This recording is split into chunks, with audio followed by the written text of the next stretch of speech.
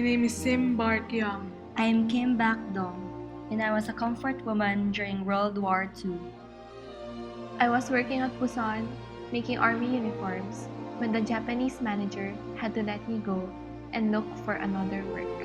A Japanese police officer told me that a better job was waiting for me in a factory somewhere.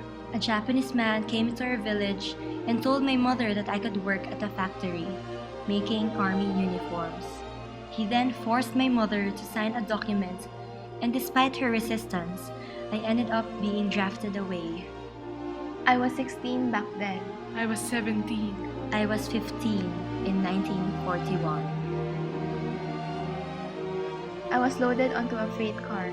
The police officer asked me to enter the precinct. I was surprised to see several other women inside.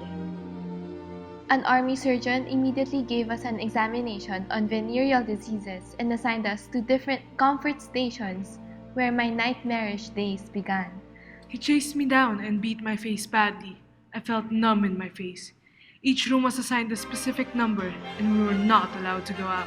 I tried to resist the struggle of being there, but I ended up being raped by one of the soldiers, who seemed like an officer.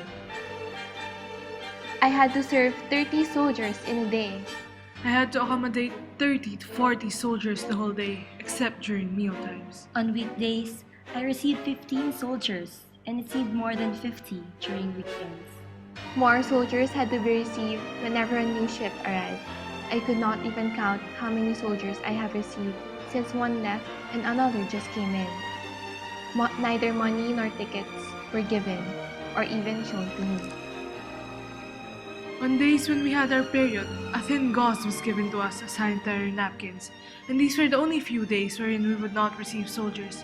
But during Saturdays and Sundays and when new ships arrived, we would receive more soldiers even if we had our periods. His boots and took a long knife, which he placed against my throat. Other comfort women who were with me in the comfort station caught diseases and got malnourished. They were carted and brought to the river to drown. I also witnessed how 2 Japanese soldiers catch a pregnant woman and stabbed her in the belly and killed her. I was 15 when I left home. I was 20 when I came back. They took 5 years away from me. I was finally released in 1946. It took me 9 years before I could finally return to my hometown. There, I was able to marry, but I couldn't conceive, so I adopted a baby boy from a foster home. In 1971, my husband died, so my son had to support me. Now, I have a heart disease and nervous breakdowns, and often I suffer from nightmares.